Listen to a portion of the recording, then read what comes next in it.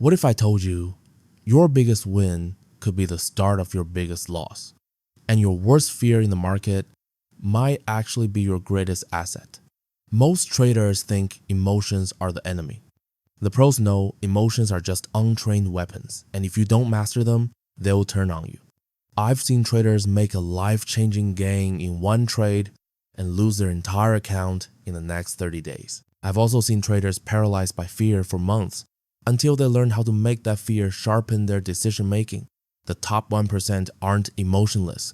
They've simply rewired their brain to detect, reframe, and deploy emotions strategically.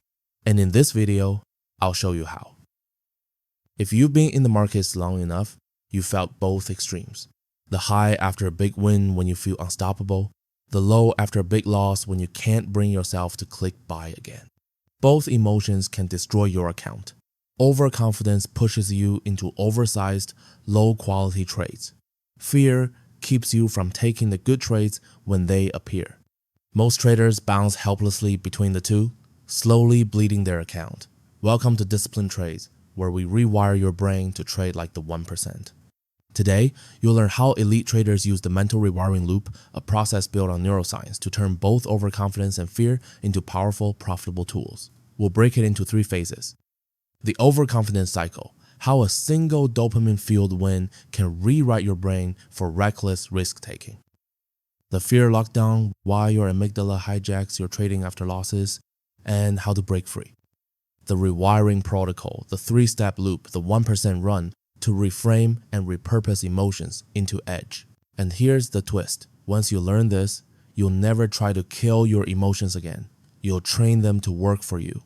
Before we dive in, drop in the comments, which emotion has cost you more money, overconfidence, or fear? Chapter 1, the house money effect trap, why your biggest win sets the stage for your biggest loss. Most traders think their biggest win is a blessing. For 99%, it's the beginning of the end. Picture this. You've been trading small, careful, measured. You've been grinding through the boring part of the game, small wins, small losses, journaling every trade. Then, one morning, it happens. The setup you've been waiting for all year lines up perfectly. Your analysis says go, the market says go, your gut says go, you size up just a little, you write the move. And before you know it, you've bagged a profit 5 times bigger than your normal gain. Your hands are shaking, your heart is pounding, you feel invincible. This is what you imagine trading would feel like. What you don't realize is that in this exact moment, the countdown to your biggest loss has already started. The house money effect and how it works against you. In behavioral economics, the house money effect explains why people take greater risks with recent gains than with their starting capital. It's the same mental trap casinos have been using for decades. If you win early in the night, you tell yourself you're playing with the house's money. And because it feels like it's not really yours, you risk it more freely. In trading, that's dangerous. Because every euro in your account, whether it's your initial stake or profit from the last trade, is your money now. But your brain doesn't treat it that way. After a big win, you're likely to increase position size without testing new risk, loosen your stop losses to give the trade room, take trades you would normally reject because you can afford to lose a little, and just like that, your process starts to rot from the inside. Why does this happen? The answer is sitting between your ears in the form of a chemical called dopamine. When you score a massive win, your brain dumps dopamine into your system. It's the same neurochemical that fires in gamblers after hitting a jackpot, or in athletes after a game-winning shot. Here's the problem. Dopamine doesn't reward good process. It rewards reward. If your win was pure luck or sloppy execution that happened to work, your brain still stamps it as this behavior is great, do more of it. That's why traders often see a shift in their setups right after a big win. Not because they suddenly found a better way, but because their brain is now chasing the feeling of that win, not the probability of a good trade. One trader I mentored started with 2K. After 4 months of grinding, he caught a breakout on NASDAQ futures. Perfect timing, perfect news catalyst, and yes, a little oversized risk. He walked away with plus $3,500 that week. The high was unbelievable, and then the rules began to bend. Instead of risking 1% per trade, he bumped it to 3%. Instead of waiting for clean A+ setups, he took B and C trades just in case. In 6 weeks, his account was down to $1,200. Same strategy, same market. The only thing that changed was his relationship with risk, and that was fueled by the house money effect. Why this destroys the 1K to 100K plan. The entire 1,000 to 100,000 journey is built on compounding consistency, not chasing spikes. One massive win can actually accelerate your timeline if it's treated with discipline. But here's the catch. Most traders let that win rewrite their rules. They tell themselves they're playing aggressive or using profits to scale, but really, they're just giving into a dopamine-fueled impulse. The truth is, your account curve doesn't care how you made the last 3K. It only cares whether you can protect it long enough for the next 3K to stack on top.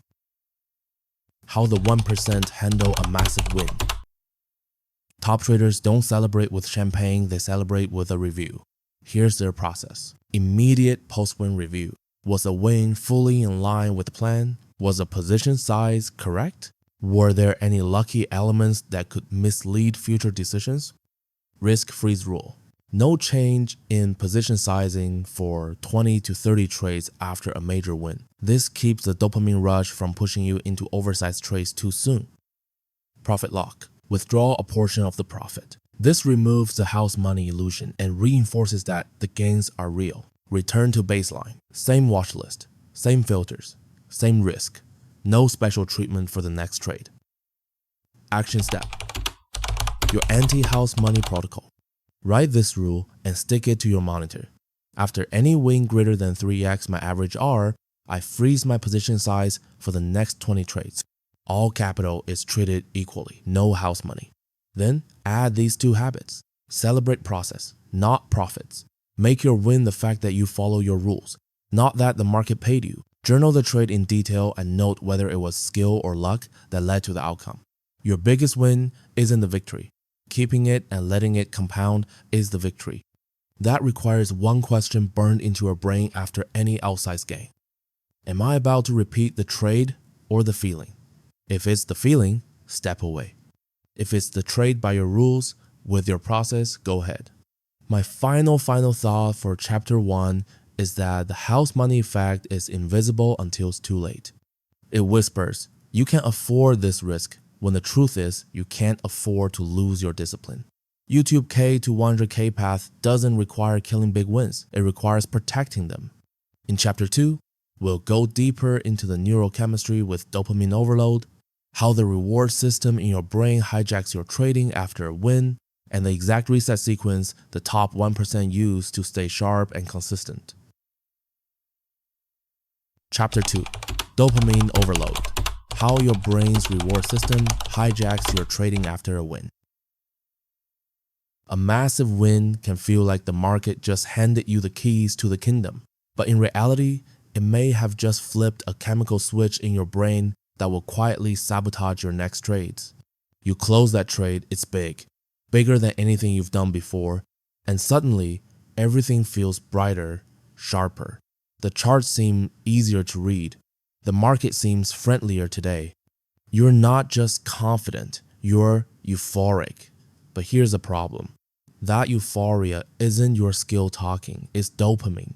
Dopamine is your brain's reward chemical. It's what tells you, that was good, do it again. But here's the catch. Dopamine doesn't judge whether the action was logical, sustainable, or even good for you. When you hit a massive win, dopamine surges. Your brain tags that event as highly desirable. You start unconsciously seeking situations that might give you that same high.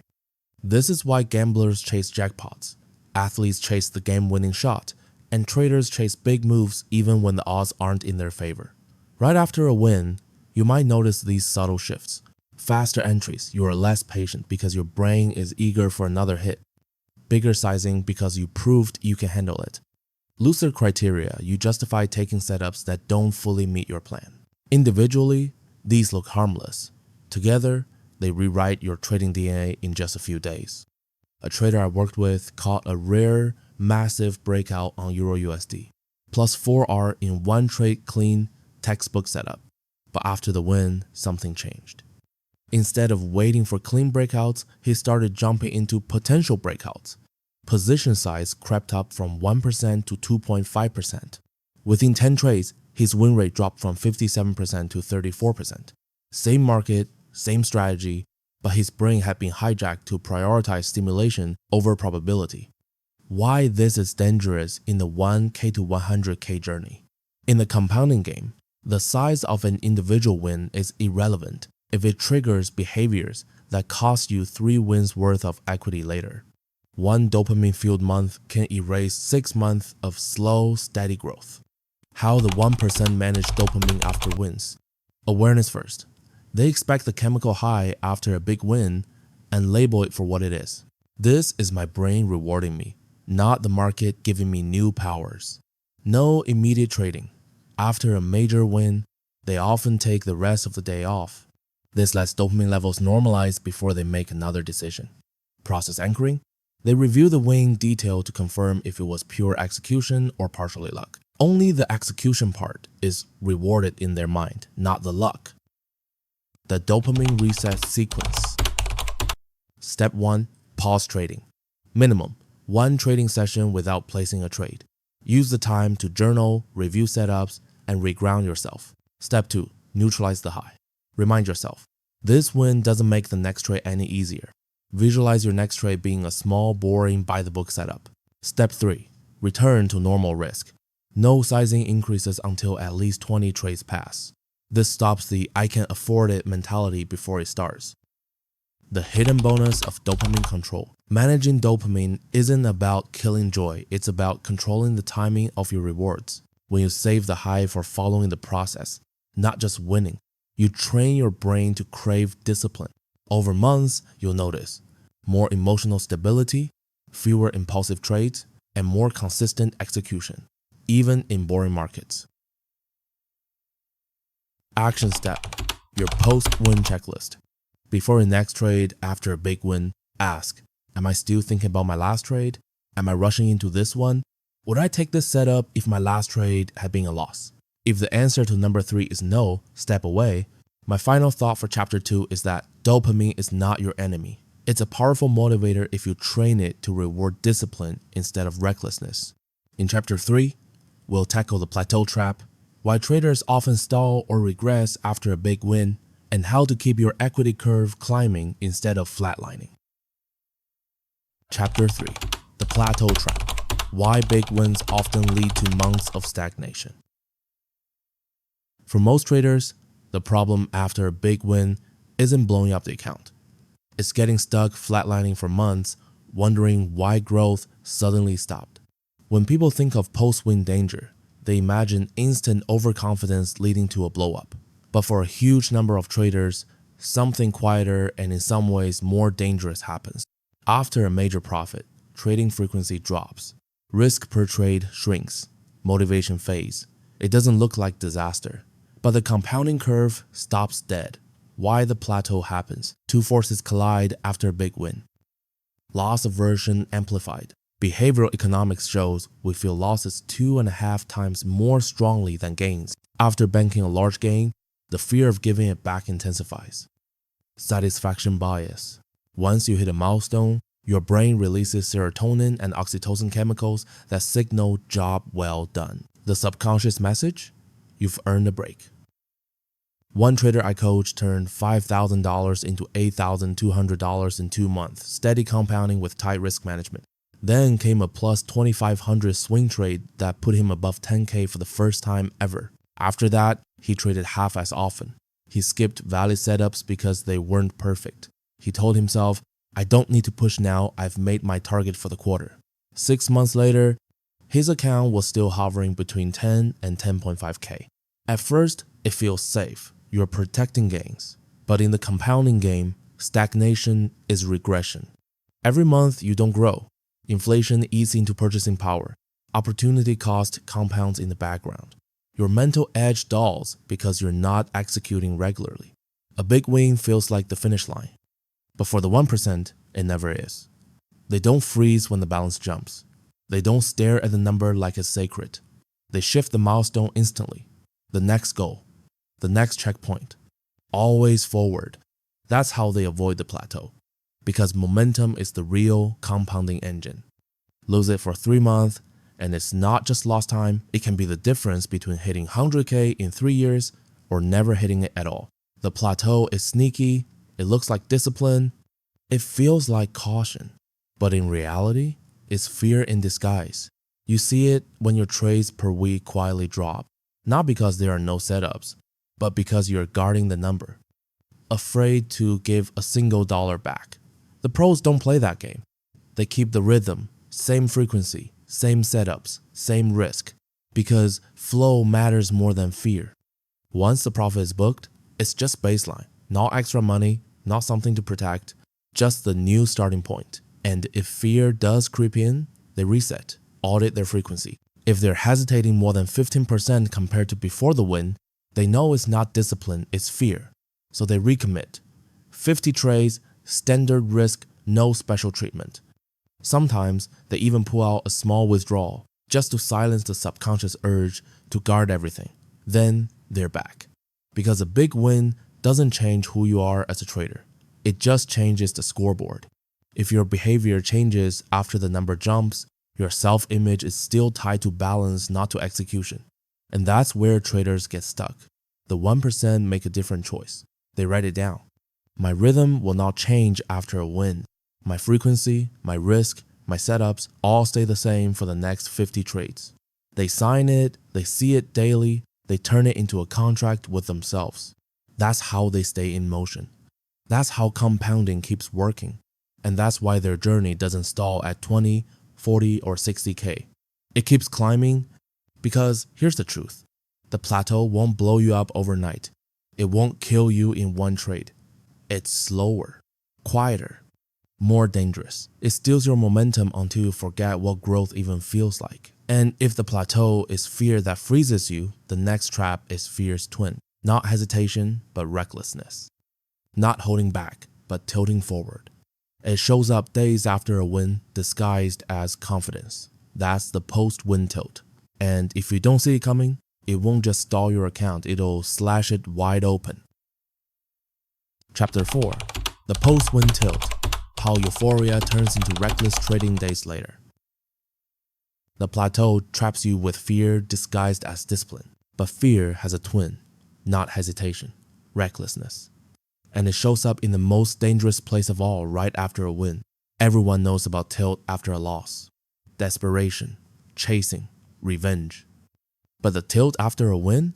That's the silent account killer almost nobody talks about. It doesn't hit you right away. It's 2 or 3 days after your monster trade. The adrenaline rush is gone, but the memory is fresh. You've been cautious, careful, until suddenly you're staring at a setup and thinking, I can size up a bit, I've got a cushion. The setup isn't great, but it's good enough. You take it, then another. And by the end of the week, you've traded more than usual, with bigger size than usual, in worse setups than usual. That's not growth. That's not momentum. That's post-win tilt. And here's the trap. It doesn't feel reckless. It feels justified. Lost tilt comes from panic, the urge to claw back what's gone. Post-win tilt comes from permission. You earned it. You can afford it. Even if you lose, you're still ahead. But underneath the calm, it's still tilt. It's still your discipline leaking out trade by trade.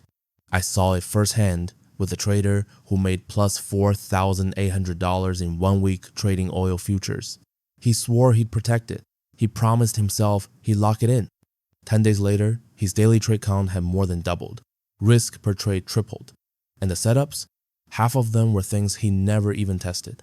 By month's end, $3,900 of that profit had evaporated. Not from one big blow up, but from a slow, steady leak. That's how post-win tilt steals accounts. Quietly, plausibly, until you realize the win you celebrated 2 weeks ago doesn't even exist anymore. The pros stop it before it starts.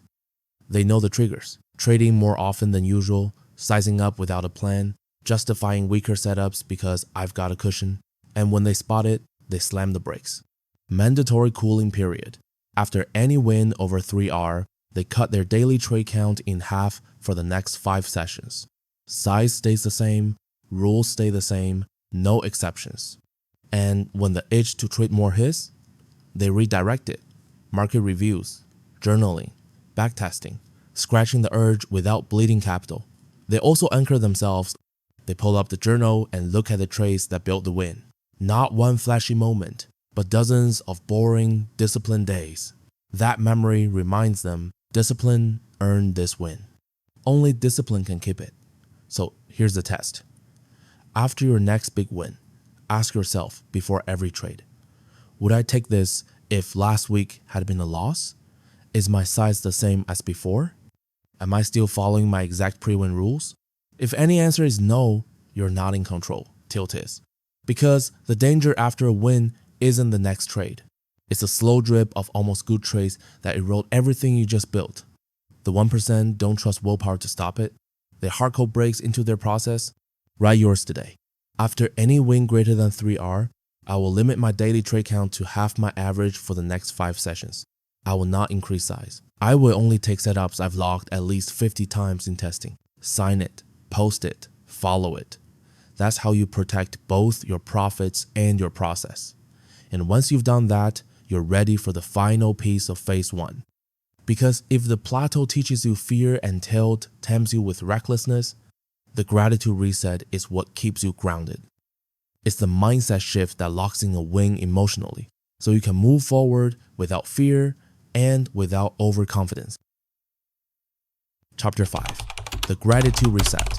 How to lock in a win without falling into overconfidence or fear. The plateau is sneaky. It feels like discipline. It looks like safety, but it's really fear in disguise. And just when you think you've dodged it, its twin shows up. Not fear, recklessness. The silent account killer hiding in plain sight. Post-win tilt. It doesn't hit right away. 2-3 days after a monster trade, the rush fades. You're still up, still glowing. Until suddenly you catch yourself thinking, I can size up a bit, I've got a cushion. The setup isn't perfect, but it's good enough. So you take it. Soon you've traded more than usual, with bigger size than usual, on weaker setups than usual. That's tilt. Not panic tilt, but permission tilt. You earned it. You can afford it. Even if you lose, you're still ahead. I watched one trader leak $3,900 of a $4,800 win in less than a month. Not from one blow up, but from dozens of almost good trades justified by cushion logic. That's how tilt steals accounts. Quietly, slowly, until the win is gone. The pros don't trust willpower here. They hard cold breaks into their process. Cooling period. After any win greater than 3R, they cut their daily trade count in half for 5 sessions. Size stays unchanged, rules stay unchanged. And the itch to trade? They scratch it with journaling, backtesting, reviews, not with capital. But here's the final layer. Because avoiding tilt isn't just about slowing down. It's about letting go. And that's where the 1% pull out the weapon most traders never even consider. Gratitude. Sounds soft, right? Out of place in trading. But gratitude isn't about feeling nice. It's a reset button for your brain. It shifts focus from outcome back to process. It shrinks the win down to size so it doesn't hijack your behavior. Because when you don't reset, overconfidence creeps in. Self-worth gets tied to the profit number. You start protecting or chasing the win instead of just trading your plan. You carry baggage into the next trade, hype or fear, it doesn't matter. And baggage kills execution. I saw it destroy a trader who hit plus 7,000 early in the year, life-changing for him. But every trade afterward was subconsciously measured against that one win. He skipped bread and butter setups, chasing the next jackpot. By year's end, break even. And miserable. Gratitude breaks that cycle. The 1% use a simple ritual. Journal the win, know the setup, the process, the luck. Name the effort, the boring, disciplined days that set it up. Say it out loud, I'm grateful for this win. I earned it by following my rules. Now it's time to get back to work. And then they step away. 24 hours to celebrate. A dinner, a gift, a pause. After that, the win is just another trade in the stats. That's why gratitude beats willpower. Willpower says, don't let this win change you. Gratitude says, this win is already enough. The process is what fulfills me. One fights temptation. The other removes it. And that's the lesson. On the 1 to 100K journey, you'll have dozens of big wins. If every one of them knocks you off rhythm even slightly, you stretch your timeline by years. Gratitude lets you bank the benefit without carrying the baggage. So write your reset ritual today. After any win greater than 3R, journal it. Name 3 things you're grateful for, speak it aloud, take the rest of the day off, and return tomorrow with the same rules. Because your biggest wins don't just grow your account. They test your ability to stay grounded. Gratitude is how you pass that test. Phase 1, complete. We've covered the house money trap, dopamine overload, the plateau, post-win tilt, the gratitude reset. Together, they form the foundation. The emotional armor that protects your compounding journey. And now it's time for phase 2, because if wins can hijack your behavior, losses can paralyze it. In chapter 6, we'll open fear lockdown, starting with amygdala hijack, the neuroscience of how fear literally shuts down your ability to pull the trigger. Chapter 6, amygdala hijack, how fear takes over your brain and freezes your trading. Ever stare at a perfect setup and still can't click the button? That's not hesitation. That's your amygdala hijacking your trading brain. What is an amygdala hijack? The amygdala is a tiny almond-shaped structure buried deep in your brain. Its job? Detect threats, trigger fight or flight. In trading, it interprets potential losses as survival danger. When that threat feels big enough, it floods your system with cortisol and adrenaline, shutting down your logical prefrontal cortex. At that point, you're not thinking in probabilities, you're just looking for escape. The symptoms in trading? Freezing on valid setups, closing trades too early to lock in safety, avoiding the market completely after a loss, feeling tight chest, shallow breathing, sweaty palms as you watch the chart. It's not lack of discipline. It's your survival system firing in the wrong arena. The science behind it. Cortisol spikes, focus narrows. Adrenaline primes you for fight or flight, not for calm execution. And the prefrontal cortex, the rational trader in your head, gets muted. That's why even veterans can stare at an A+ setup and whisper, what if it fails? Then do nothing. One trader I coached had a 68% win rate in backtesting, but after just 2 losing days, he couldn't pull the trigger live. He second-guessed every entry, cut winners before target, and in 1 month, missed setups cost him more than his actual losses. Not because his edge failed, but because fear hijacked his execution. Why this kills the 1K to 100K journey. Every missed A+ setup slows compounding. Skip enough of them, and you stretch your timeline by years. Worse avoidance trains your brain to believe safety comes from not trading at all. That's how traders quit before they ever hit scale. How the 1% stop it before it starts. Pre-trade breathing protocol, 4 in, 6 out, activate calm, keep amygdala quiet. Data anchors, stats visible, reminding them, this setup wins X% of the time. It's math, not danger. Decision scripts, checklist rules, yes or no, no should I, just execute. And when a hijack hits mid-session, stand up, move, break the physical tension loop, enter microsize, rebuild execution muscle memory without big emotional cost, log it. Over time, see what triggers it, and preempt it next time. The amygdala rewire routine. Before trading, 2 minutes slow breathing, review 3 past trades that looked uncertain but worked. During trading, follow the checklist, not your gut. After trading, log hesitation moments and the body signals that came with them. The connection to compounding. Fear paralysis costs just as much as tilt. On a multi-year journey, missed trades equals missed compounding equals missed goals.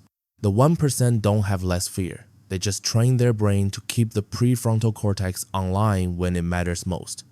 Your action step. Write an anti-hijack card.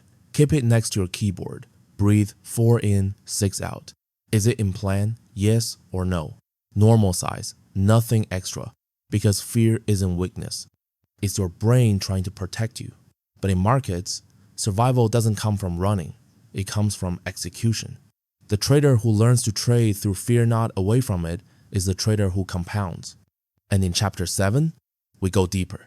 Cortisol spikes and tunnel vision. How fear literally narrows your field of vision, blinds you to setups in front of you, and how the 1% train themselves to keep a wide, calm view under pressure.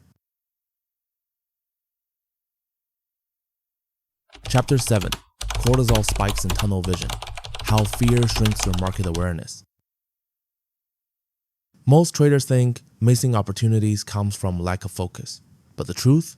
It's not bad focus, it's fear. Fear that narrows your vision so tightly, you can't see anything but the candle in front of you.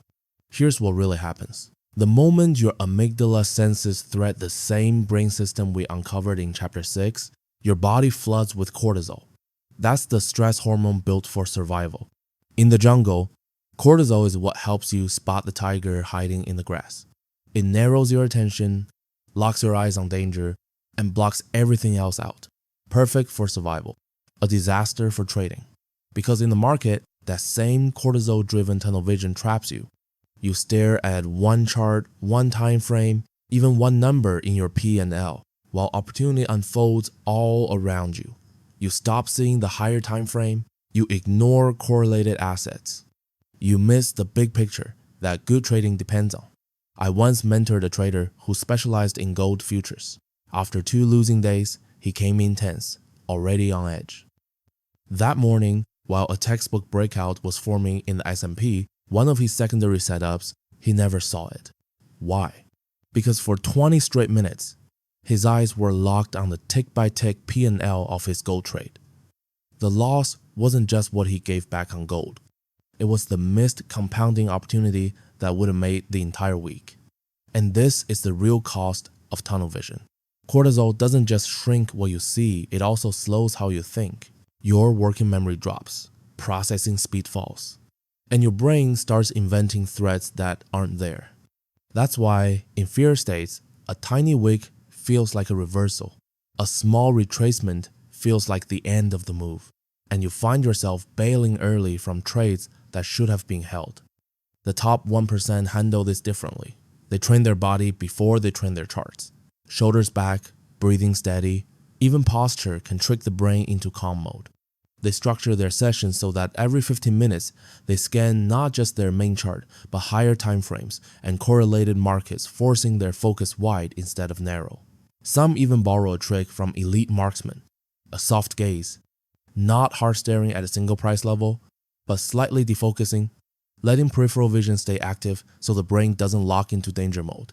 And when tunnel vision sneaks in mid-trade, they don't fight it with willpower. They stand up, look away, 10 seconds off the chart, a deep breath, in for 4, out for 6. Then they expand their context, scan the bigger picture, and ground themselves with their checklist. Simple, repeatable resets that break the loop before it breaks their account. This isn't just theory, it's compounding math. Miss one valid setup a week because you were glued to the wrong candle, and that's 50 setups a year gone. 50 missed chances to compound your way up the 1,000 to 100,000 ladder. That's not just money left on the table, that's years off your timeline. The truth is, cortisol was designed to keep you alive, but in trading, it can quietly starve your growth by shrinking your field of view. Train your brain to keep vision wide, and you'll see what most traders never notice. While they're locked onto one flickering candle, you'll catch the moves that make the difference. And that brings us to the next trap. Because even if you can widen your vision and execute, your brain still has one more trick up its sleeve. It feels losses 2.5 times stronger than wins. That hardwired bias is what makes traders cut winners short, avoid valid setups, or hesitate right when they should strike. In Chapter 8, we'll break down the math of loss aversion and how the 1% override it to trade with calm conviction. Chapter 8. Loss aversion math. Why your brain feels losses 2.5 times stronger than wins. 2 traders each make $500. The next day, one loses $200 and feels sick to their stomach. The other shrugs it off and keeps trading. The difference? The first is ruled by loss aversion. The second has mastered it. Behavior economists Daniel Kahneman and Amos Tversky proved it decades ago. The pain of losing $1 feels about 2.5 times stronger than the joy of winning $1. And in trading, that imbalance is lethal. It's why you cut winners too early just to lock something in. It's why you freeze on the setup you've seen 100 times before, because the thought of another loss burns louder than the logic of probability. It's why you jump straight back into the market after a red trade, chasing relief instead of execution. Your strategy can be flawless. Your wiring still sabotages you. The market plays by math. Your brain plays by emotion. If your edge says you win 55% of the time with an average 1.5-hour winner against a 1-hour loser, you know it's profitable over 100 trades. But skip even 15% of those trades out of fear, and your edge collapses. Not because the system failed, because you did. I worked with a trader whose numbers were bulletproof. Win rate 58%, average R1.4, risk per trade 1%. But he carried one fatal habit. After every loss, he skipped the next valid setup. I didn't want to take another hit, he told me. 6 months later, his profits were down 37% compared to what his system should have delivered. The edge was there. His fear kept pulling it out from under him. And when the loss is big, the bias is even stronger. Your brain doesn't see -3R. It sees a threat to survival. Cortisol spikes harder. The amygdala ramps up. Old painful memories surface. And suddenly your trade log shrinks while your list of trades I almost took grows. That's how an equity curve stalls, not because you're losing more, but because you're not playing the game at all. The 1% think differently. For them, a losing trade is nothing more than inventory cost. Like running a store, sometimes stock doesn't sell, but you keep shelves full anyway. They don't evaluate single trades. They evaluate blocks of 20, 30, or even 50, and they pre-commit. Before the session starts, they write down, every setup that meets my plan gets taken, no exceptions.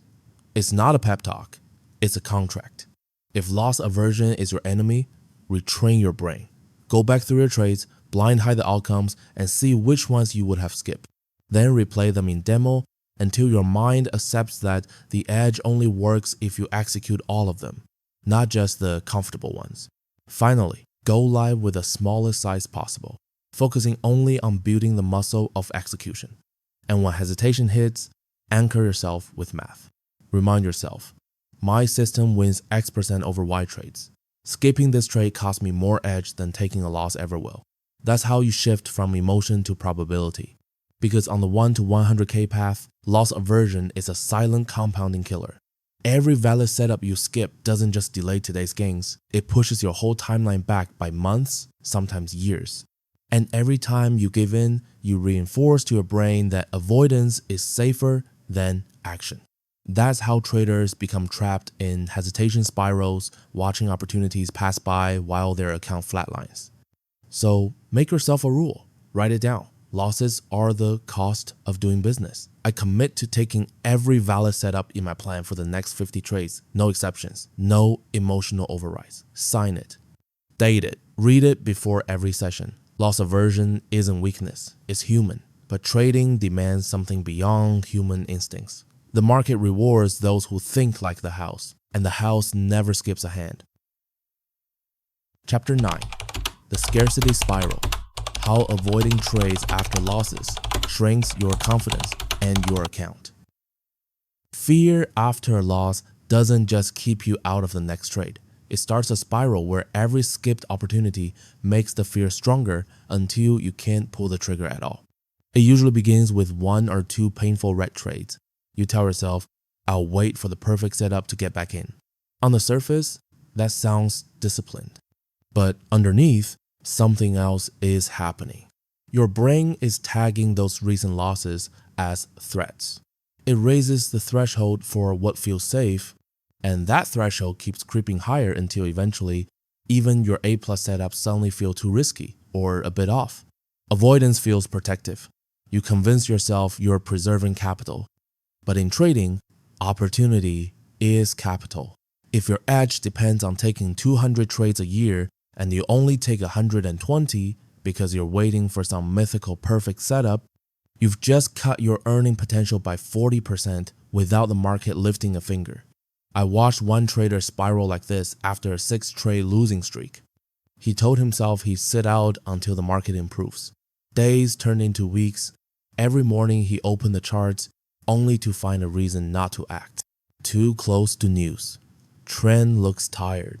Volumes light. By the time he tried to come back, months of inaction had eroded his execution muscle.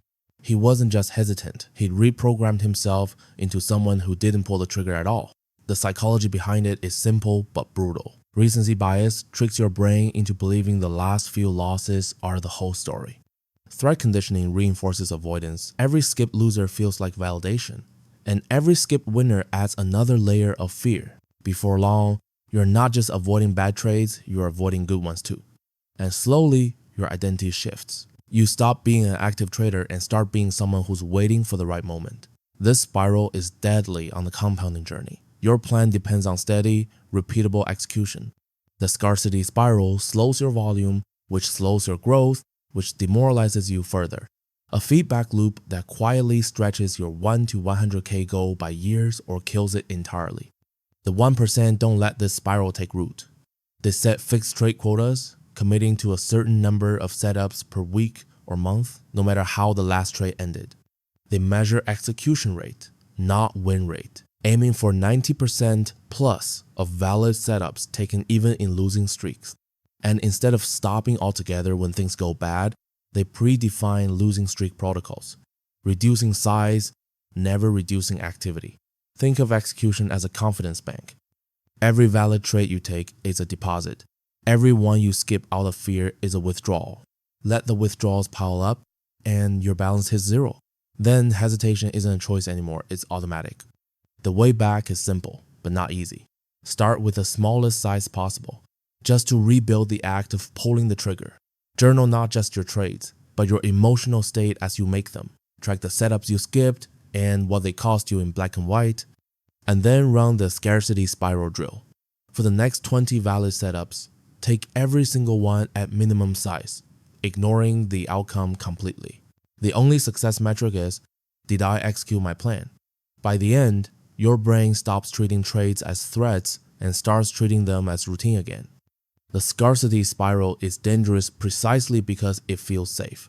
But growth comes from feeding your edge, not starving it. Avoidance is the most expensive trade you can make. Write it down. Post it where you'll see it before every session. Avoidance is the most expensive trade I can make. I commit to taking every valid setup regardless of recent outcomes. Avoiding trades after a loss feels like discipline, but it's actually destruction. Take the setups, feed the edge, let the math work. Because the market won't punish you for losing, but it will punish you endlessly for not playing. Chapter 10. Fear of the perfect loss, the hidden bias that keeps you waiting for a clean defeat. Some traders avoid pulling the trigger after a loss because they're scared of losing again. Others avoid because they're waiting for the perfect loss to reset their confidence. It sounds rational. I just need one clean loss inside my rules to prove I can handle it. But that's the trap. By waiting for the market to give you emotional closure, you often skip the exact winning trades that would have rebuilt your account and your confidence far faster. I once coached a trader who blew $1,200 breaking his own rules. Afterward, he told me, I'll only trade when the setup is perfect. I need my next loss to be fair. Over the next week, he passed on 2 trades that fit his plan. Exactly both would have been winners. The first trade he finally took lost. And because slippage made it slightly worse, he still didn't feel reset. His fear didn't fade, it deepened. That's the paradox of the perfect loss bias. The more you wait for the market to give you a scripted textbook loss, the more control you try to force over something you can never control. Psychologically, it comes from dissonance. Your last loss was messy, undisciplined, not who you believe yourself to be. So your brain tries to rewrite the story. If the next one is clean, I'll be back on track. But the market doesn't hand out emotional closure. Waiting for it is like waiting for the ocean to give you back a wave. And the cost is brutal. On a 1K to 100K compounding path, your edge only shows up across hundreds of trades.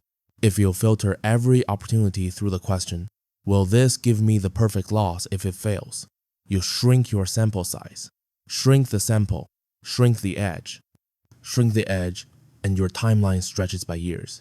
The 1% don't fall into this trap because they separate emotional recovery from execution. They don't try to heal inside the market, they process bad losses afterward with journaling, reviews, and reflection. They anchor their identity to execution, not outcome. Success means they took the trade according to plan, regardless of whether the loss was clean, ugly, or unfair. They accept that wins, losses, slippage, even lucky breaks are all part of the same statistical distribution. None of it gets extra weight. If you're already stuck, the only way out is to strip away the story. Label losses only by rules, valid or invalid, nothing more. Commit to a block of 10 trades, taking every single setup that fits your plan, no matter how it feels. At normal risk, not reduced size. And afterward, review the series as a whole. Almost always, the fear of the imperfect loss evaporates once you zoom out, because no single trade carries the weight of defining you anymore. The truth is simple. The market will never hand you perfect closure. Your discipline isn't proven by waiting for the right kind of loss. It's proven by executing the next valid trade without hesitation, regardless of outcome. Write it down. I will not wait for the perfect loss to prove my discipline. My discipline is proven by taking every valid trade in my plan, regardless of outcome. Read it before every session until the bias fades. Waiting for the perfect loss is just fear dressed up as discipline. Strip away the disguise, take the trades, and let the math of your edge do the healing. Because in the long run, it's not one loss that defines you, it's the hundreds of disciplined trades stacked one on top of another. Chapter 11. Rebuilding Risk Tolerance. How the 1% restore normal sizing after a drawdown without emotional sabotage. After a drawdown, most traders fall into one of two traps. They either shrink their size so much that recovery crawls forward at a snail's pace, or they rush back to full size in one leap, only to get hit with another loss that reignites the fear. The 1% play a different game. They don't rebuild risk tolerance emotionally, they rebuild it systematically. Here's why most traders shrink after losses. It's not just caution, it's biology. A string of red trades spikes cortisol, and cortisol heightens your sensitivity to risk. Your brain starts whispering that even the smallest position is dangerous, so you cut down exposure temporarily. But if you never raise it again, that temporary measure becomes permanent undersizing. On the flip side, when you finally get sick of moving slow, you might snap back the other way, ramping from quarter size straight to double size, because it's time to recover fast. One big hit at that level and you're back where you started, only this time with the fear even deeper. I watched this play out with a scalper I coached. He took a 12% hit in March and cut his per trade risk from 1% to 0.5%, telling himself he'd go back up once he felt in form again. By September, his setups were still hitting at the same win rate, but his account was crawling because his compounding power had been cut in half for 6 months. The pros don't leave that decision up to feelings. They use a RAM protocol that ties position size to milestones, not moods. First, they establish a baseline, usually half their normal size, that feels safe enough to execute without hesitation. Then they set a trigger, maybe plus 5R in net profit or 10 trades at break-even or better. Only when that milestone's hit do they step up. And when they do, it's in small increments, no more than a 25% increase relative to baseline. Step by step, trade by trade, until they're back at full size. This slow climb works for 2 reasons. It lets your nervous system adapt gradually, so you don't get shocked by the emotional weight of bigger exposure. And it ties your confidence to data, not to mood swings. Instead of asking, do I feel ready? The only question is, did I hit the trigger? The top 1% even rehearse this before they need it. In calm stretches, they'll deliberately size up in sim mode just to feel the pressure of bigger stakes, so that when it happens in real life, their body isn't surprised. That desensitization means they don't flinch when real money's on the line. And perhaps the most dangerous point in recovery is when you're almost back.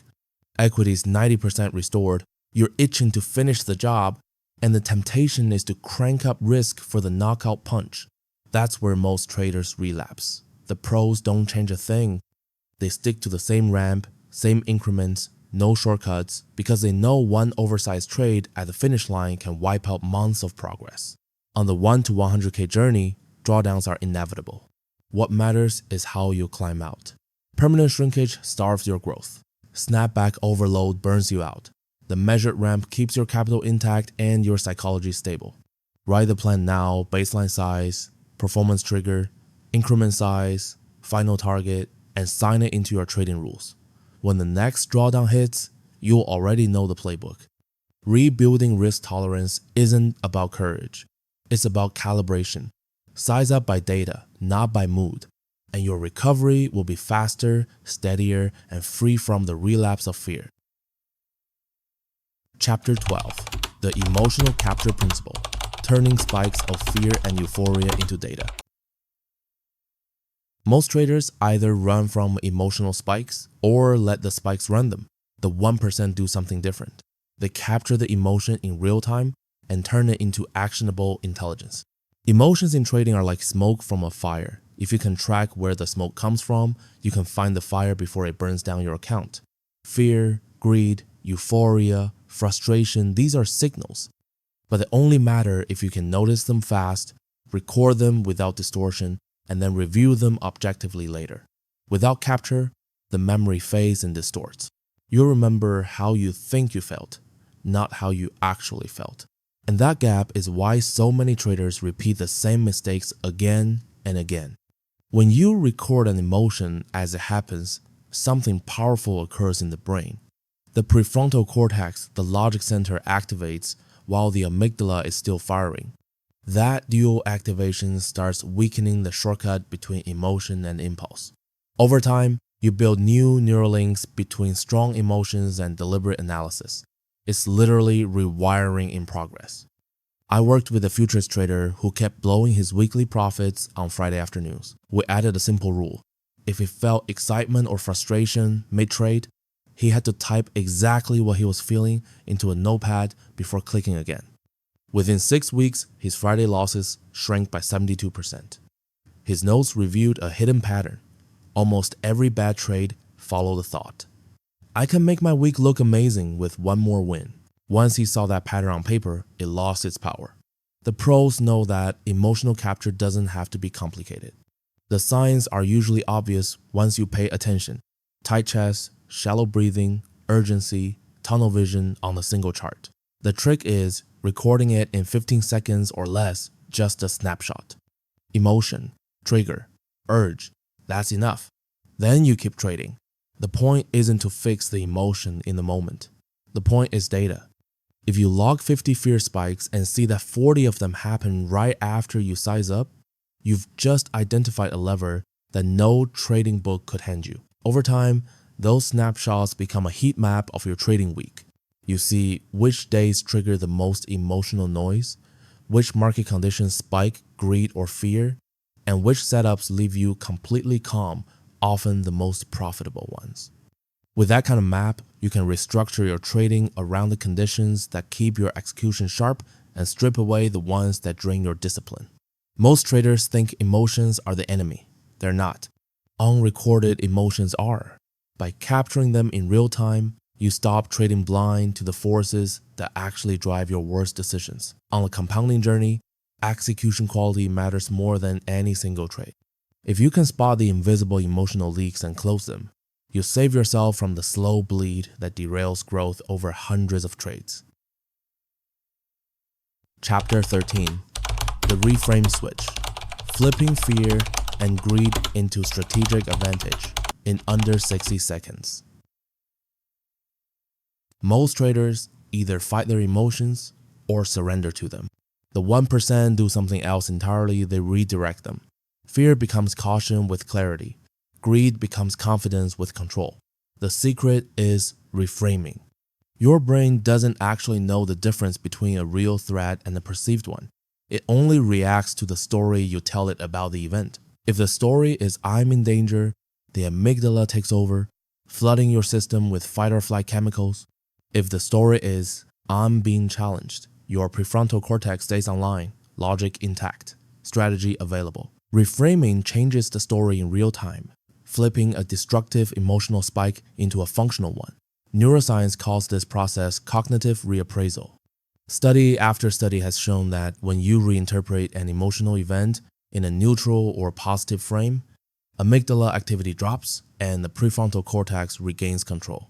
That's why elite athletes under pressure don't fold. They've trained their brain to label stress as game time, not danger time. I worked with one FX trader who used to freeze during high volatility news releases. His instinct told him those spikes were threats, and every time he flinched. We built a simple reframe script. When fear hit, he told himself, "This spike isn't a threat. It's the exact environment my edge was built for." After 2 months of practice, he went from avoiding news altogether to making it his most profitable trading period. The switch works because it follows a loop: acknowledgement, reframe, action. Labeling the emotion first. "I'm feeling fear, I'm feeling greed," is not fluffy self-talk. Brain imaging from UCLA shows that simply naming an emotion reduces its intensity by 20 to 30%. Once the emotion is named, the trigger can be reframed. Fear becomes, "This is a test of my process." Greed becomes, "This is proof my setup works now, follow the exit rules." And the reframe only sticks when it's anchored in action. Something small, mechanical, tied to the plan.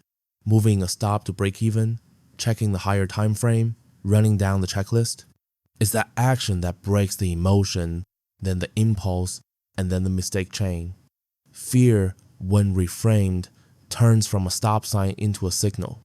Instead of "don't trade," it becomes "check if this is real risk or just perceived risk." That small shift moves you from paralysis to investigation. Greed reframed works the same way. Instead of letting the high of unrealized profits trick you into overextending, you remind yourself that greed is simply proof your setup is effective and the system that produced those profits is the same one you need to stick to in order to keep them. The 1% don't kill emotions, they redirect them into structure. It's not enough to think positive. That's where most traders fail. They try to cover fear with affirmations, but if they never label the emotion, the amygdala stays active. Others reframe in theory but don't anchor it with action, and the emotional energy has nowhere to go, it leaks back into the next decision.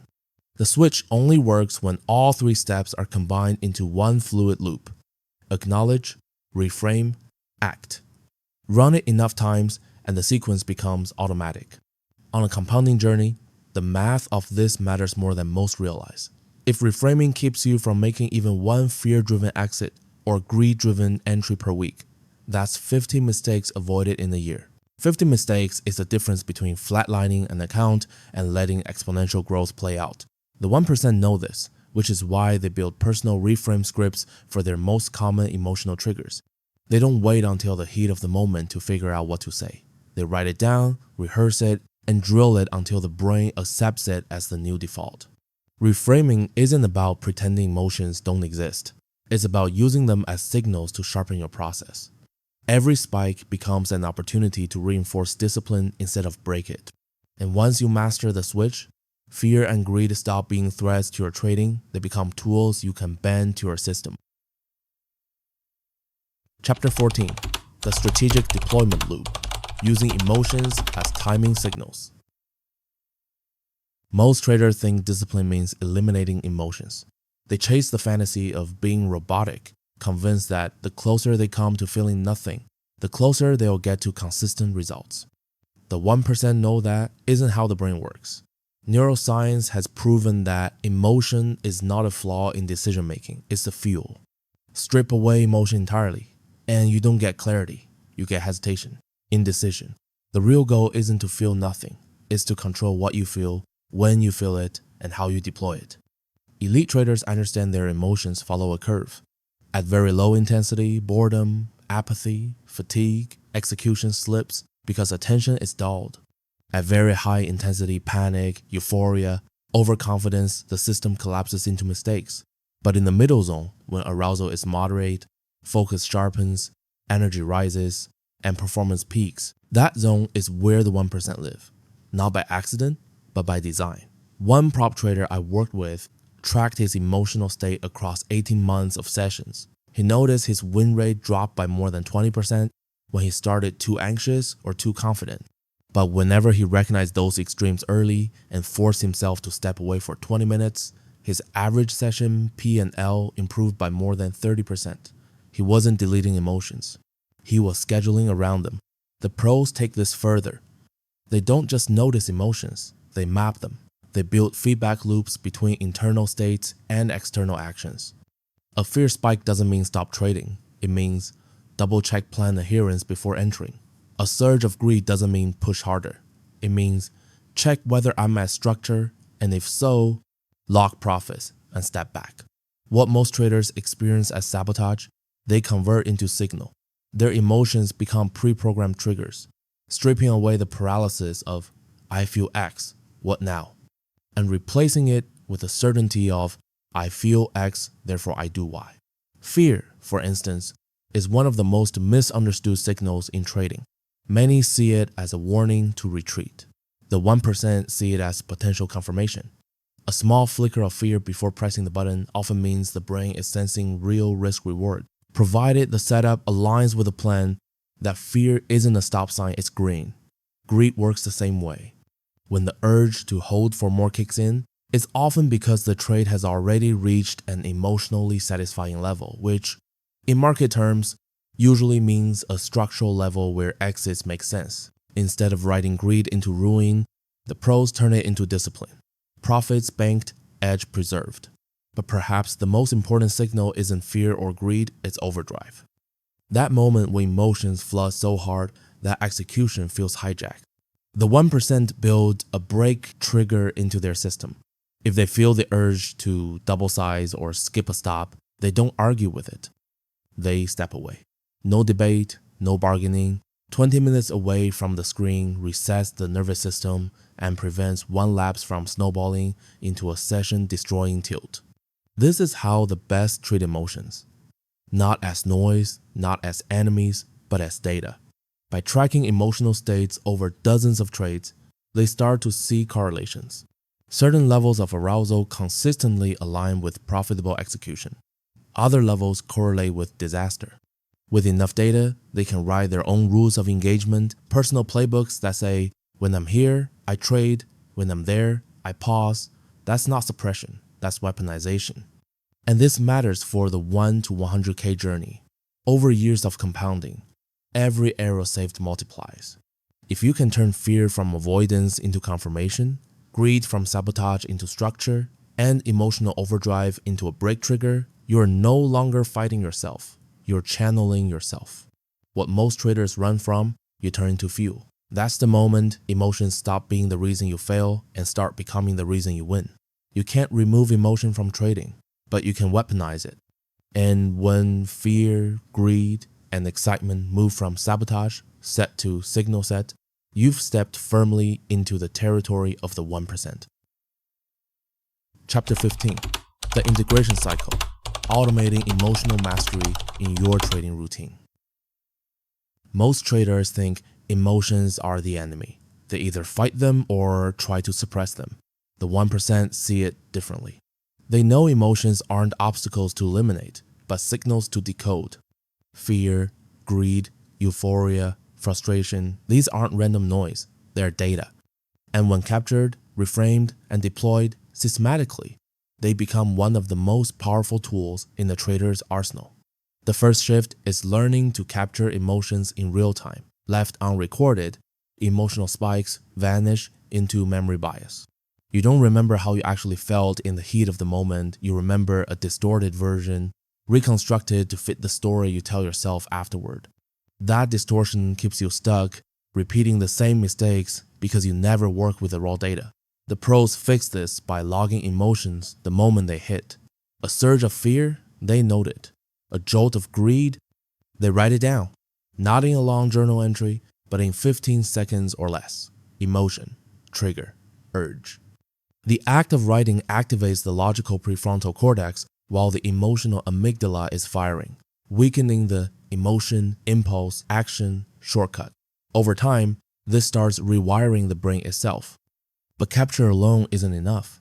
Once the spike is logged, the story around it has to change. Neuroscience calls this cognitive reappraisal. If the brain labels a spike as danger, the amygdala keeps pumping cortisol and shutting down logic. But if the story becomes challenge, the prefrontal cortex stays online, keeping strategy intact. That's the reframe switch. A fear spike isn't "I'm in trouble," it's "this is a test of my process." A greed spike isn't "I need more," it's "this is proof my setup works. Now follow the exit rules." Labeling the emotion first reduces intensity. Reframing it redirects the energy. And then, to lock it in, the trader anchors it with action checking a higher time frame, moving a stop, executing the next line of the plan. Now emotions aren't just recorded or softened, they're actively deployed. The pros know that performance follows an emotional energy curve. Too flat and boredom kills execution. Too spiked and panic or euphoria hijacks decisions. The sweet spot is moderate arousal, where focus sharpens without distortion. Instead of ignoring emotion, they map it. If fear shows up before an entry, they check, is this genuine risk or just anticipation? Often that small spike signals they're about to engage with a high quality setup. If greed flares during a trade, they don't chase, they use it as a cue to check structure for exits. When emotional intensity goes off the charts, they don't fight it or tough it out. They step away, preserving capital and composure. This is the strategic deployment loop. Baseline mapping, identifying zones, creating engagement rules, and letting emotional spikes serve as triggers instead of traps. And then comes the integration. At first, it feels mechanical. Notice the spike, write the note, reframe the story, adjust the action. But repetition hardwires the cycle. With practice, it compresses into a single breath. Inhale to capture, hold to reframe, exhale to deploy. Capture, then reframe, then deploy becomes one seamless reflex, running in the background of every trade. Emotions stop being wild waves that knock you off balance and instead become wind filling your sails. This is why the 1% don't trade emotionless. They trade emotionally integrated. Every spike is information. Every reframe is control. Every deployment is alignment with the plan. And when the cycle becomes automatic, discipline stops being something you force, it becomes something you are. Chapter 16, Thinking Like a Portfolio Manager, the shift that separates the 1% from the crowd. Most retail traders think like hunters. They stalk the market, wait for prey, take the shot, and hope to eat today. Every trade is a battle. Every outcome a verdict on their worth. Wins feel like triumphs. Losses feel like wounds. And because the hunter lives trade to trade, the emotional swings never end. The 1% think differently. They don't act like hunters. They act like portfolio managers. Every trade is an allocation, not a fight. Success isn't measured by one shot, but by the stability of the curve over months and years. They care less about the size of a single win and more about the sustainability of the system behind it. They know that the true game isn't about making money fast, it's about keeping risk constant while letting compounding do the heavy lifting. The shift starts with language. A retail trader says, "I'm risking $500 on this trade." A portfolio manager says, "I'm deploying one risk unit, which equals 0.75% of my equity." The difference may sound semantic, but it's not. By thinking in risk units instead of dollars, the trader detaches from absolute amounts. Fear no longer spikes just because the dollar size feels larger than usual. Greed no longer whispers when the winning streak stacks up. Each position becomes a neutral slice of capital deployed rather than a lottery ticket tied to ego. I once worked with a swing trader who doubled his account in a year, only to keep stalling at equity highs Each time he hit a new peak, fear crept in. He'd pull back, stop trading, and wait. When we shifted his perspective from making X dollars per trade to deploying Y percentage of capital across the best setups, everything changed. Within 90 days, his trade frequency normalized, his P&L smoothed, and he stopped hesitating at the highs. To him, every trade became just another allocation, not a test of his identity. This is what portfolio thinking does. It makes trading less about proving yourself and more about managing capital like a professional. It forces you to consider how much exposure you have across all trades at once, not just the one flashing on your screen. It keeps you from clustering risk in trades that all depend on the same market condition. And it shifts your focus from dollars gained to R multiples earned, because A plus 3R win is the same whether it equals $300 or $3,000. The multiple matters.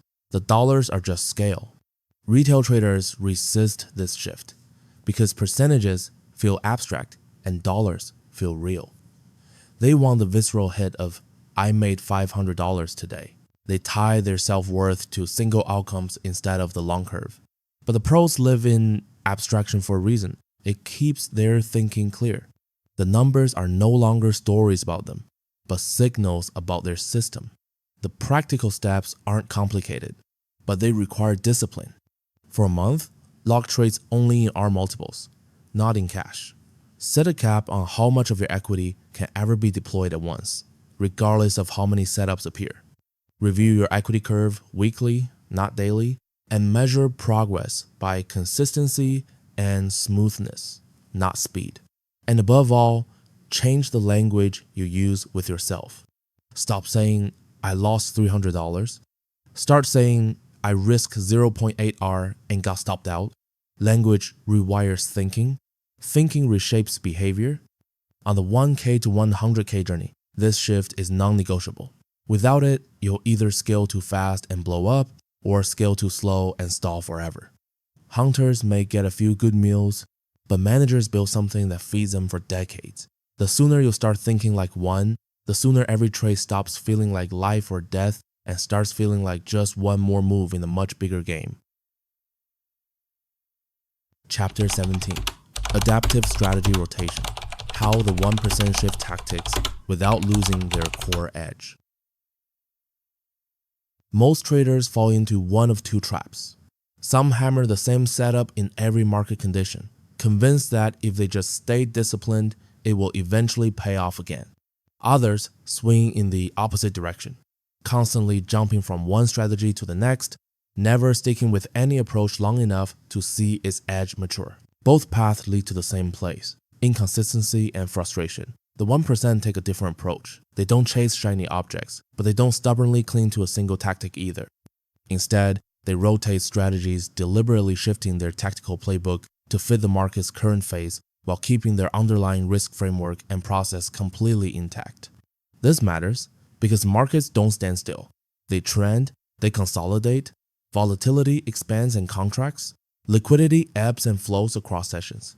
If you only know how to trade one condition, your results will rise and fall with the environment.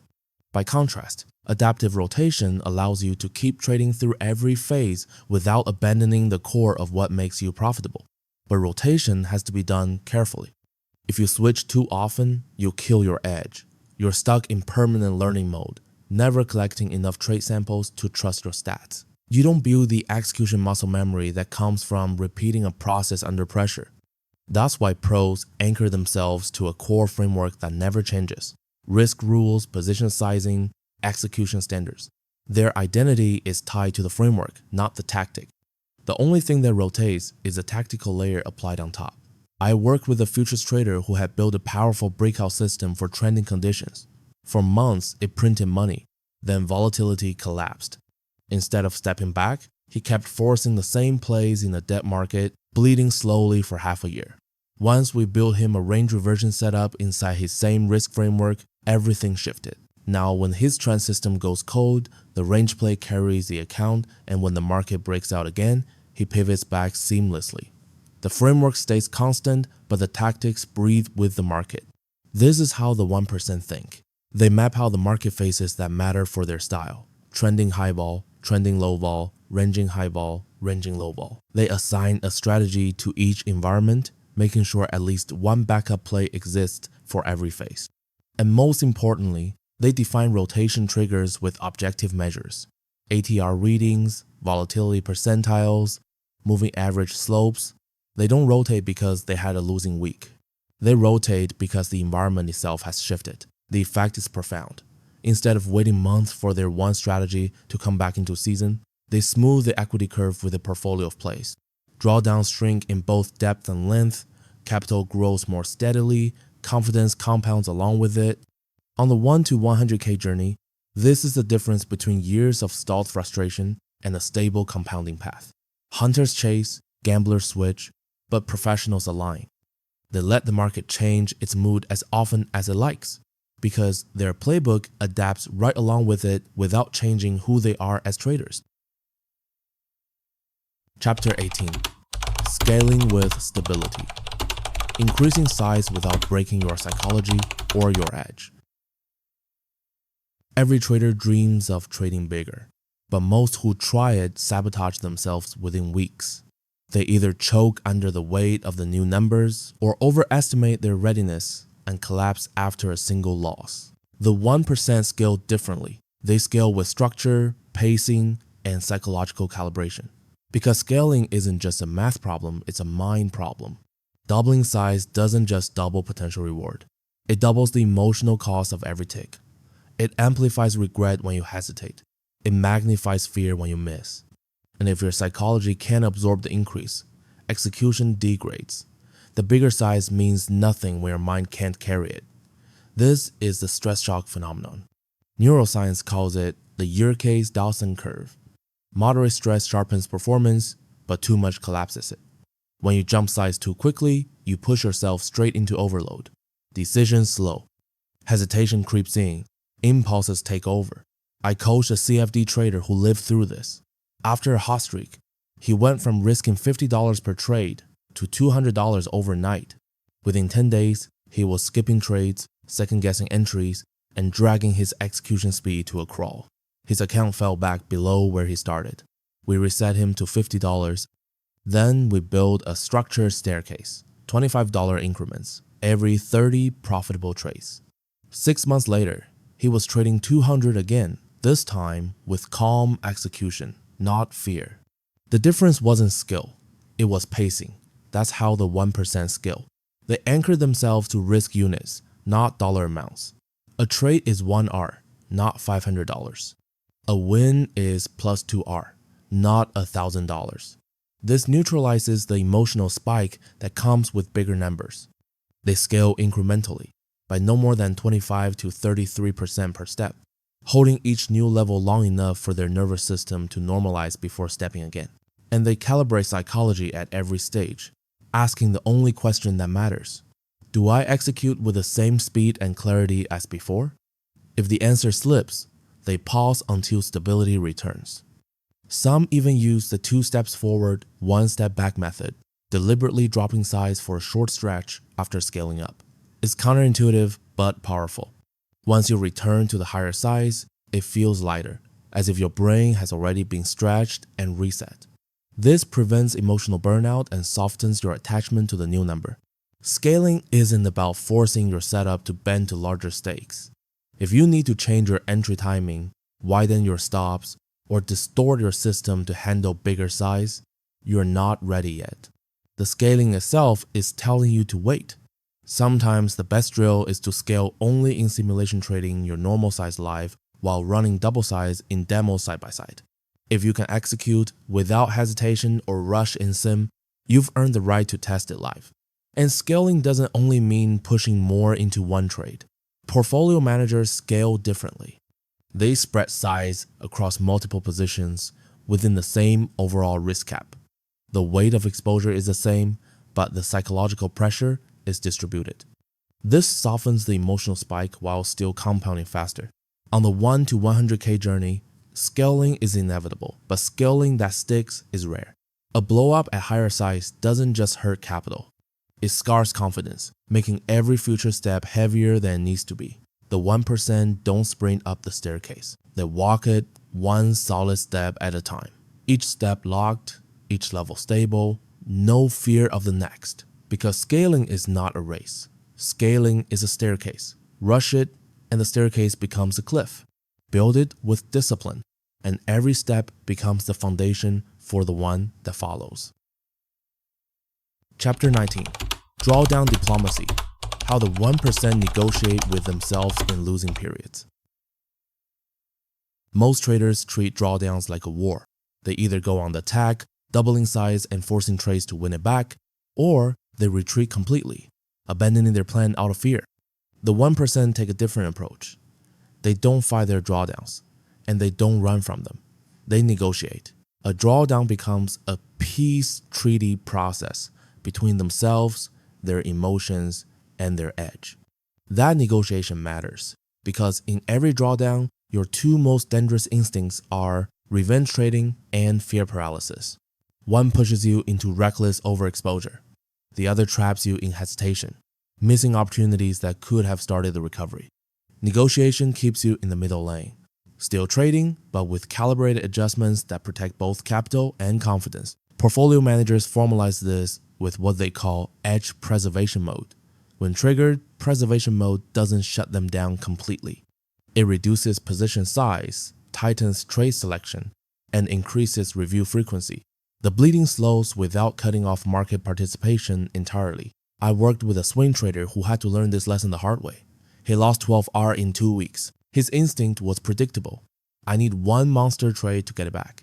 Instead, we shifted him into preservation mode. Risk per trade was cut from 1% to 0.5%. Only top-tier setups were allowed. Daily reviews replaced weekly reviews. Within 3 weeks, he was back to flat, and more importantly, his confidence had survived intact.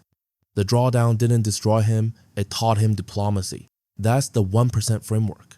You define the trigger point in advance, maybe minus 6R in 10 trades. When that line is hit, you reduce risk by 30 to 50%. You don't stop trading, but you only take the top 1 or 2 setups in your plan, stripping away the acceptable ones until recovery. And you review performance daily, not just to count losses, but to separate execution errors from simple bad luck, and to ask the critical question: is this drawdown environmental or personal? You exit preservation mode with data, a streak of profitable trades, or a reduction in losing trades that proves you're back in rhythm. This works because it takes vague emotional decision-making off the table.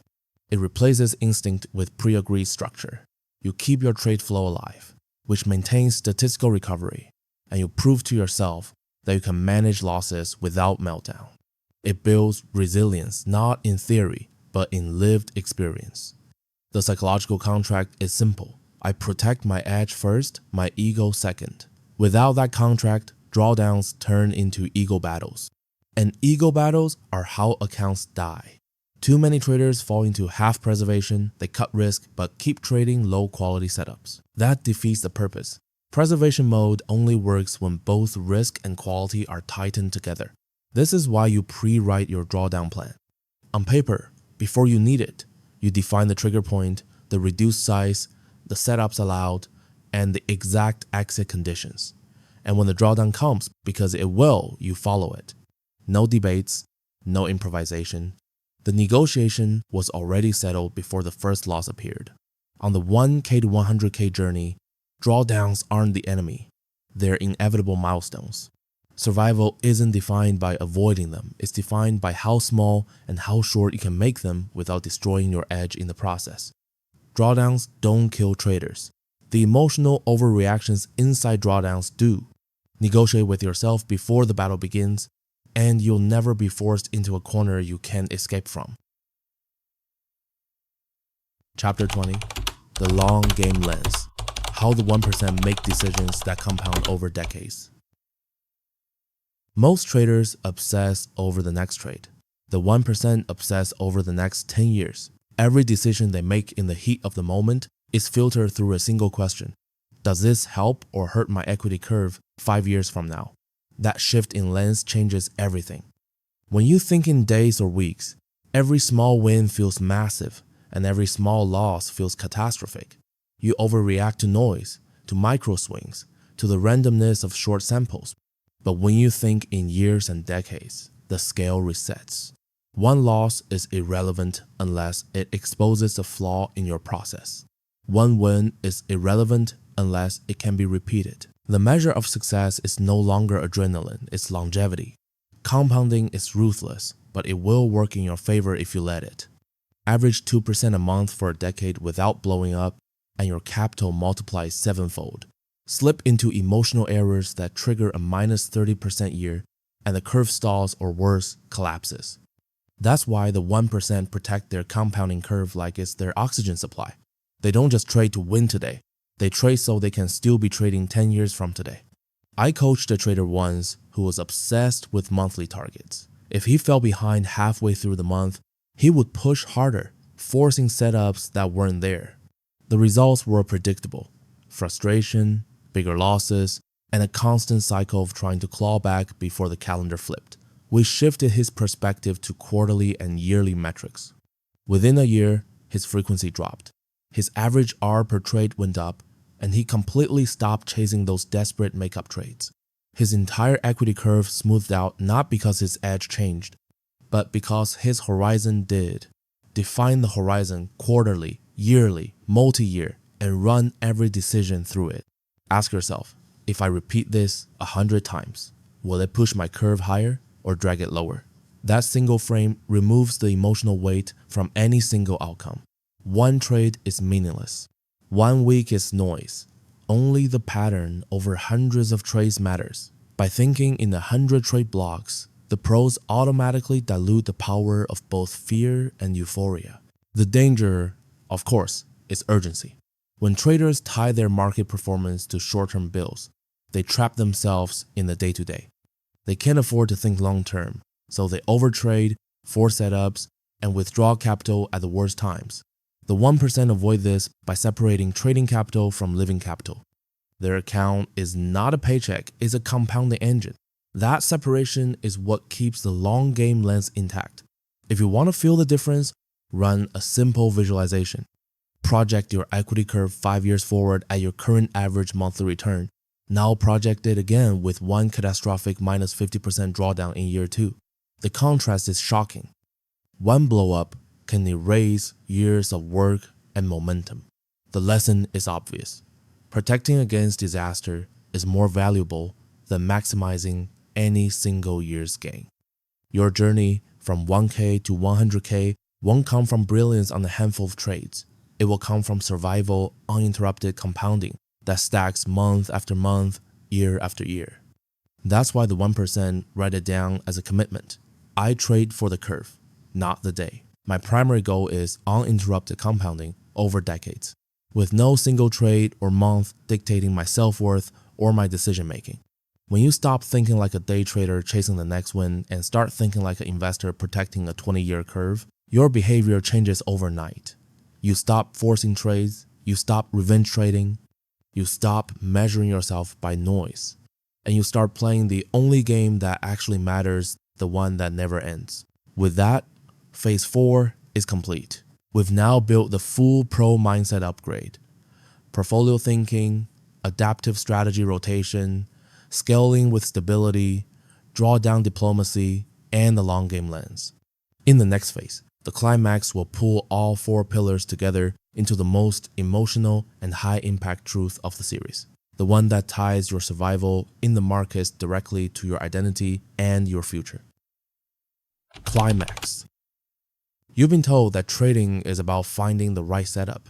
It's not. It's about surviving long enough to let the setups you already know compound into something life-changing.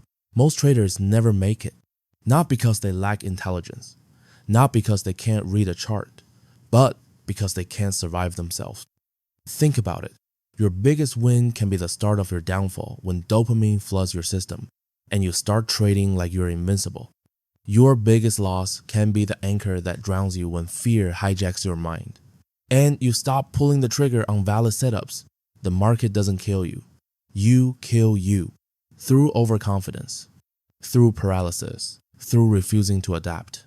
That's why the 1% build differently. They rewire their brains to see emotions as signals. They rotate strategies with the market seasons instead of worshiping one holy grail. They scale size without breaking their execution. They negotiate with themselves in drawdowns instead of declaring war. They think in decades, not days. Every move is part of a system designed for survival first, growth second. Here's the hardest truth I can give you. If you cannot protect your capital and your psychology when conditions are bad, you don't deserve to hold on to gains when conditions are good. And the market will make sure you learn that lesson the hard way. But imagine the opposite. Imagine you're 6 years in. You've had streaks, you've had slumps, you've hit walls, broken through, and built scars that turned into armor. Now, every emotional spike is just a signal to adjust size or pace. Every market phase shift is just a trigger to rotate your tactics. Every drawdown is just a reminder to switch into preservation mode because you've been there before and you know the path back. You're no longer trading to prove you can win. You're trading to keep compounding what you've already built. That's sovereignty. That's when the market stops being a wild ocean you're trying to survive and becomes a river you know how to navigate currents, floods, droughts, and all. This is a point where trading stops being a gamble, where you stop asking, will I make it? And start asking, how far can I take this? The moment you cross that line, you're no longer in the 99% hoping to last another year. You're in the 1% who know they'll still be here in 20. And that changes everything. Outro. You've now seen the real blueprint, not the one that promises overnight wins, not the one that dies in the next market shift, the one that the 1% actually run in silence, in discipline, in control. It's not sexy, it's not fast, it's certain. 4 pillars that lock together. Number 1, rewiring protocol, emotions as tools. Number 2, pro mindset upgrade, think and act like a portfolio manager. Number 3, scaling with stability, growth without cracks. Number 4, drawdown diplomacy, survival without surrender. And holding them together is one thing, the long game lens. If you trade for the day, you will die in the day. If you trade for the decade, you will still be here when the others are gone. So here's your challenge. Take the piece of paper where you wrote your scaling plan, your drawdown protocol, your emotional reframe scripts. Tape them above your desk. And next to them, write this sentence in thick black marker. I protect my capital and my psychology before I protect my ego. Every day, before you open a chart, read it out loud. When you're in a hot streak, read it. When you're in a drawdown, read it twice. Now, I want you to commit publicly. Drop a comment below. I'm in for the long game. Not just as words, but as a declaration that from today, your decisions will be filtered through that long game lens. Like this video if it gave you something you needed to hear today. Subscribe if you want every future deep dive that rewires you from the inside out. And share this with one trader you know who's talented but one emotional storm away from blowing it all. You're not here to survive the week. You're here to own the next 20 years. Welcome to the 1%.